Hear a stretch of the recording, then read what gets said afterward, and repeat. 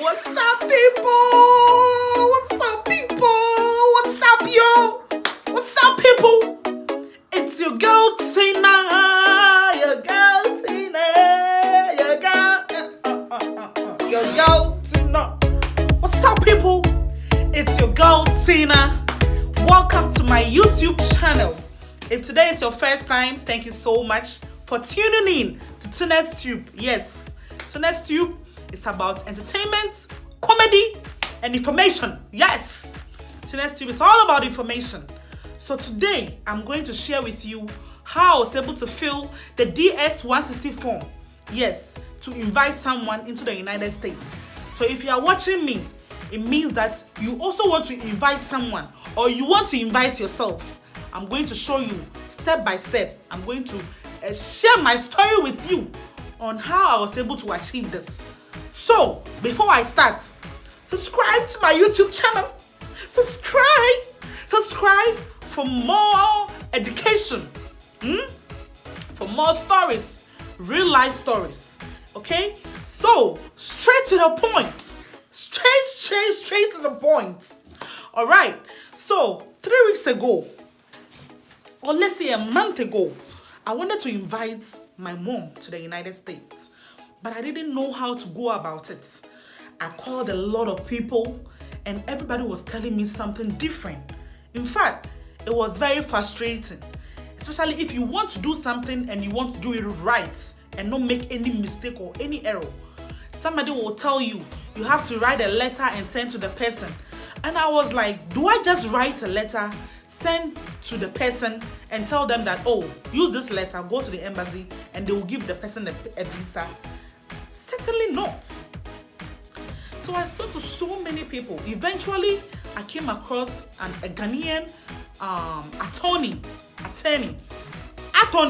lawyer, a Ghanaian lawyer. And then I told him that I want to invite my mom to the United States. How can I go about it? And he told me that, look, it's simple. You don't have to fill a form. You don't have to write any letter. All you have to do is to go online, fill the DS-160 form, and that's it.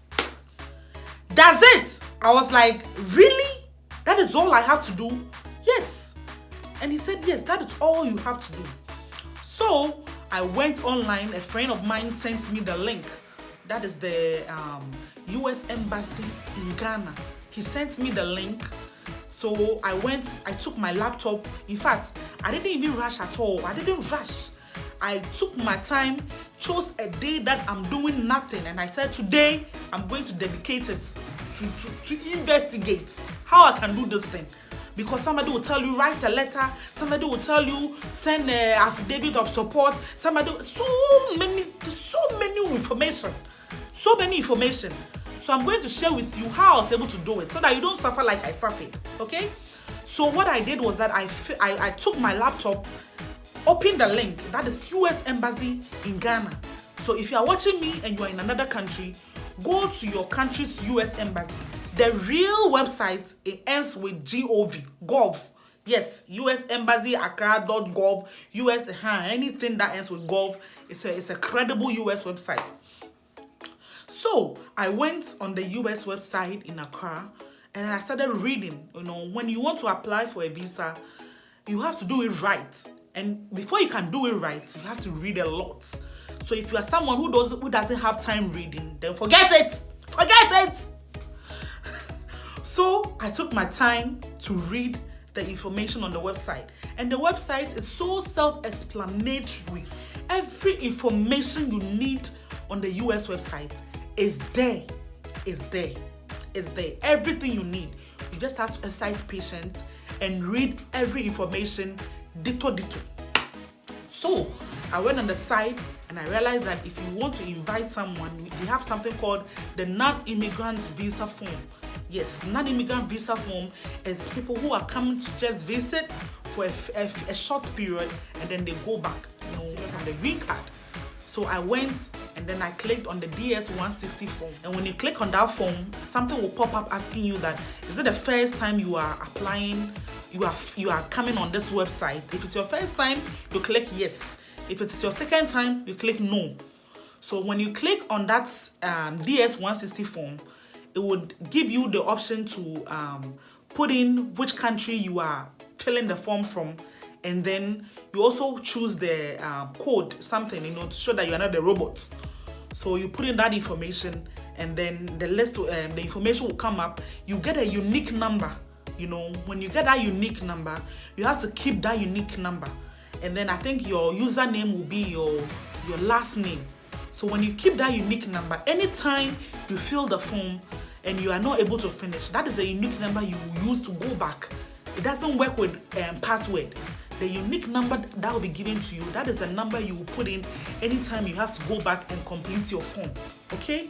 So when you go, you choose, if the person is coming to just visit, tourist, maybe you want to invite your mom, or you want to invite your child from any other country to come and stay in the United States, you just fill the DS-160 form and you fill the B2 form. That is it. That is it. The most important thing is that the form has to be filled right. That is why it is important not to involve agents. That is why it's important not to involve third parties. If it is your child and you know that your child cannot read or write, you can do it for your child. You know all the information about your child. I went and filled all the information. I called my mom. I said, I need all this information from you because I know that you cannot fill this form on your own, and I'm not going to trust anyone to do it for me. So give me all the information. So I got all her information, and you have to be honest. You have to be honest, because before I was inviting her, so many people were telling me that she has to have ties in Ghana. It's true, she has to have ties. My mother, she's divorced. You have to say it on the form that she's divorced. If your mother is not married and you think that the fact that you tell them that your mother is still married, and please be honest on the form. It's people you are going to deal with. So you have to put the information that if she's not married, you put it there. When she got divorced, what caused the divorce and all that. I don't think you have to even put what caused the divorce, but how the divorce happened, how it was divorced. Maybe you went to a law court to sign or something, So the information there is very detailed, and you have to involve the person you are helping fill the form. If the person can fill the form on his own, let the person do it. But for me, I needed to help my mom fill that form because she cannot write. So I went and I filled the B2 form, and it's very detailed. It has a lot of information. You need a lot of time. You need a lot of time. You need a lot of patience. And one most important thing about the form is the picture, the passport picture. Let the person applying go to a credible picture place to take the picture, not any ordinary picture, passport picture. You can go to Flash Photos. If you're in Takoradi, you can go to there's so many places. You know yourself, you know which country you are, and you know who can give you a good photograph. Yes. So she went there, took the picture, and then the people sent the picture to me. I gave them my email address. I said, send it to me direct. So they sent me the picture, and then I uploaded it nicely on the phone. I took my time. You need patience. If you can't do it in one day, don't rush it. Because if you rush it, you get it wrong. Okay? Because the form has to be filled right. So I put her name, I put her date of birth, every information about the person. And if you are here in this country and you are applying for your mom, they already know your mom's name. They know your mom's name. They know the day she was born. So you have to be consistent when you are applying for the invitation. You have to be consistent. If the person that you are inviting has been to America before, go back and look for the information you put on the form and put the same information, because you may forget some things.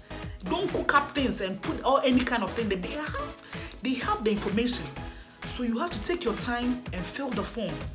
So we went on the line, took her phone, her full name, date of birth, where she works, the job she does, and then so many things. So I can't tell you all. Take your time and then go on the site, fill the DS-160 form, and then all the information is there. So I think that, when I send the form, you have to fill the form and then you send it. And then after I'm telling you how I did mine. So after I filled the form and I sent it, The next thing I did was to go on the site and then select an interview date. The interview date, I called my mom because I know she's working. She's a very busy person, so I asked, which month do you think will be okay for you that you can come for an interview? She told me, and then I went there, selected the date, and before you can confirm the date, you have to pay. You have to pay. So I organized, sent money home, and then they went to pay for in every country and the bank that is credible for US visa interview. So my sister went, my brother-in-law, he went, paid for the visa, and then they gave him a ticket. If you go to the bank, they'll give you a ticket. So that number is what you use to go back to the US website to log in. Once you log in that number, it shows that you've paid for the visa. Once you do that, you select your interview dates. Okay? So the interview date was also selected nicely. Selected the interview dates. Everything was right on point. Okay? So you select the interview dates, and then now you have to prepare towards the interview. And this is where the work also is, but the majority of the work is in filling the form. So don't involve anyone. And like I said, fill the form yourself. If you work in Ghana and you want to come and spend some vacation or some time with your family member or friend, don't rely on any agent. I'm telling you, this DS-160 form, it is like applying to a university and you have to fill a form. You do it yourself. You do it yourself, right? So fill it, take your time and fill the form yourself, because it is very self-explanatory. You are not involving anyone, because once you involve someone, it can jeopardize your coming for good. So you take your time and then you fill the form. So once you get an interview date, then you start working towards the interview. So I'll bring you a part 2 of what happens next.